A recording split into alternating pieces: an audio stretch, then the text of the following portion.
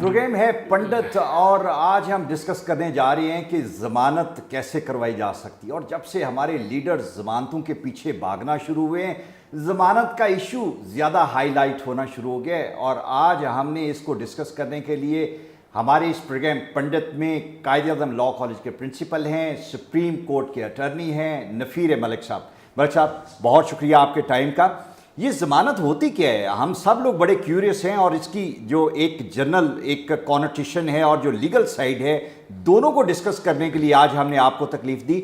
ये बताएं कि ज़मानत क्या है और इसका प्रोसीजर क्या है। आपने जो नया ट्रेंड शुरू किया है और हॉट इश्यूज़ को जो कि पब्लिक के लिए वैसे भी यूज़फुल होते हैं, मैं वाकई अप्रिशिएट करना चाह रहा हूँ। I will be very brief.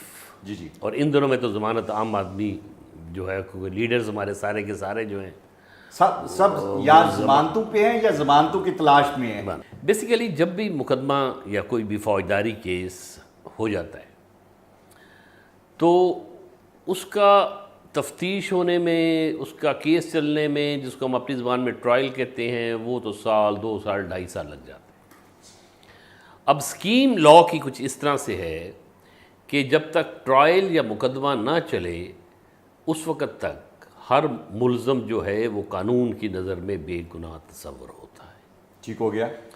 अब मुकदमा दर्ज करने के बाद अगर वो गिरफ़्तार हो गया है और केस चलना है 1.5 साल के बाद, तो ड्यूरिंग दैट पीरियड, उस अरसे के दरमियान कोर्ट के पास ये इख्तियार है कि उस आदमी को ज़मानत पे रिहा कर दे।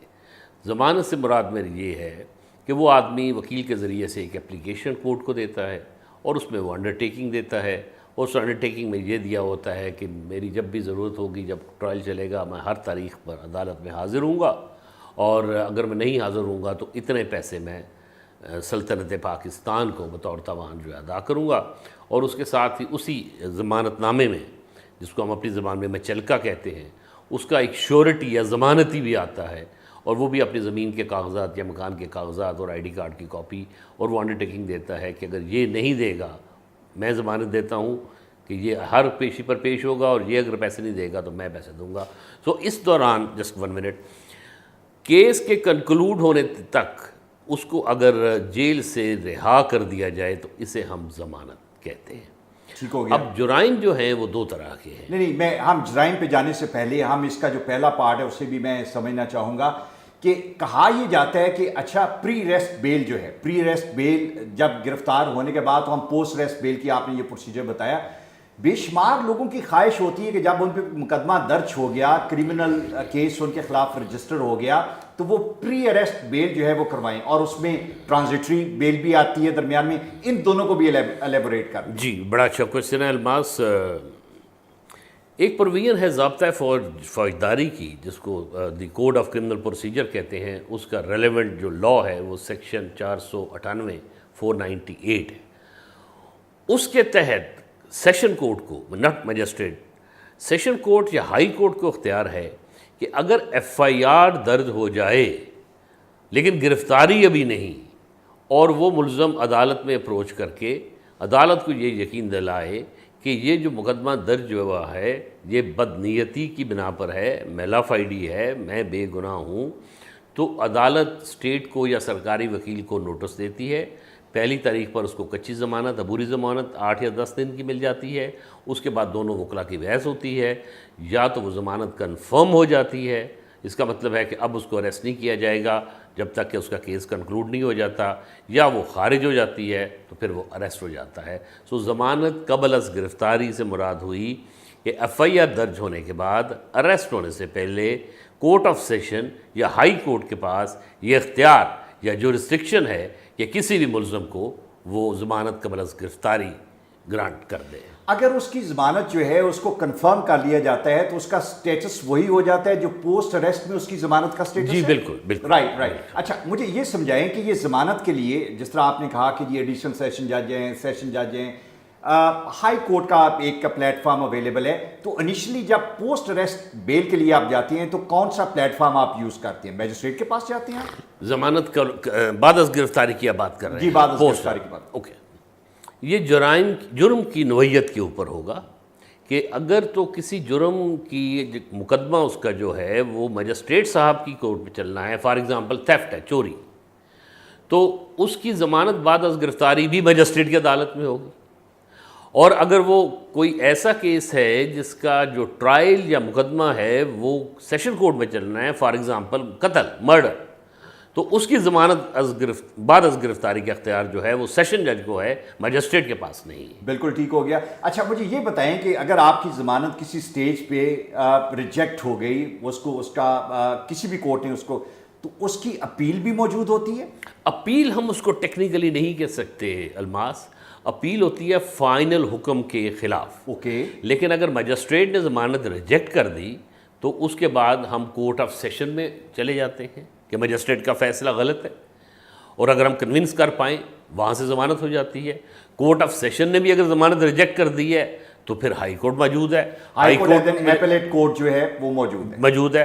اور اگر ہائی کورٹ نے بھی ریجیکٹ کر دی ہے تو دین دی ایپیکس کورٹ، سپریم کورٹ کے پاس بھی جو ہے وہ ہم جا کے تو ضمانتیں کرواتے ہیں. سو ہیرارکی آف کورٹس ہے، مجسٹریٹ سے شروع ہو کے سپریم کورٹ تک جو معاملات کو دیکھتی ہے. اچھا اب جو امپورٹنٹ بات ہے وہ یہ بتائیں کہ جب کوئی بندہ کنوکٹ ہو جاتا ہے، عدالت سزا دے دیتی ہے اور اس سزا کے فیصلے کے اگینسٹ وہ اپیل میں چلے جاتے ہیں، تو اس پروسیس میں کیا دوبارہ بیل اپلائی کی جا سکتی ہے؟ جس طرح ابھی کرنٹ ایک بڑا امپورٹنٹ کیس ہے، ہم اس کو بھی سمجھنا چاہیں گے کہ اس کا پروسیس کیا ہوتا ہے. میں ایکسپیکٹ نہیں کر رہا تھا، میرا خیال تھا آپ صرف کارپوریٹ کمرشل یا سائبر سپیس لاز کے ایکسپرٹ ہیں، لیکن یہ بڑا ریلیونٹ. حالات نے اس سائڈ پہ بھی ہر کسی کو ایکسپرٹ کر دیا. جی بالکل. اگر کسی ملزم کو کوئی کورٹ سزا دے دیتی ہے تو اس کی جب اپیل فائل کی جاتی ہے تو ایپیلیٹ کورٹ، مجسٹریٹ نے سزا دے دی، اپیل گئی سیشن جج کے پاس، سیشن جج کو اختیار ہے کہ اس کو ضمانت پہ رہا کر دے، لیکن اسے ہم ٹیکنیکلی ضمانت نہیں کہتے. یہ بے شمار وکلا اور ججز کو بھی شاید نہ پتہ ہو، معذرت کے ساتھ، وہ پھر سسپینشن آف سینٹنس ہے. Okay right.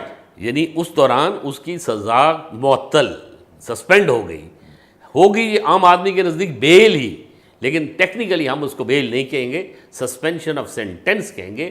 تو یہ اس کی ثواب دید ہے یا ڈسکریشن ہے ہائر کورٹ کی کہ جب تک اپیل کا فیصلہ نہیں ہو جاتا اس وقت تک اس کو وہ جیل سے باہر نکال دے. سر ایک بندے کی بیل نہیں ہوئی اور وہ اس کو جیل میں بھیج دیا گیا، لیکن جب فائنل آرڈر آیا تو وہاں پہ اس کے کوئٹل کے آرڈرز تھے. وہ جو اس کا ٹائم پیریڈ زندگی کا ضائع ہوا بیہائنڈ دی بار اس کے لیے اور فیملی کے لیے، مجھے لیگل فلسفی میں یہ سمجھائیں کہ اس کی کیا ریمیڈی ہے. ایک شخص جس کو فائنلی آپ نے یہ کہا کہ یہ بے گناہ تھا، اس کا قصور کوئی نہیں تھا، لیکن اس کے باوجود آپ نے 4 سال اس کو جیل کے پیچھے رکھا. I mean, what a horrible the face for the family and for that person is. بالکل آپ ٹھیک کہہ رہے ہیں. اس سوال کا کوئی جواب دنیا کے کسی جیورسٹ، دنیا کے کسی لائر اور دنیا کے کسی جج کے پاس نہیں ہے. مجھے یاد آ رہا ہے بہت پرانی محمد علی کی کوئی مووی تھی جس میں وہ ایک ڈائلاگ بولتے ہیں کہ جج صاحب لوٹا دیجئے میری زندگی کے 14 سال جو میں نے جیل میں گزارے ہیں. ہاں اگر وہ بے گناہ ہو گیا ہے، ایکوٹل ہو گئی ہے، بری ہو گئی ہے، تو اس کے پاس جو ریمیڈی یا داد رسی وہ صرف یہی ہے کہ وہ جو مدعی ہے ان کے خلاف اور وہ جو گواہان ہیں جنہوں نے جھوٹی شہادتیں دی ہیں ان کے خلاف وہ دیوانی عدالت میں جا کے ہرجانے یا ڈیمیجز کا کیس جو ہے وہ فائل کر سکتا. Sir thank you very much.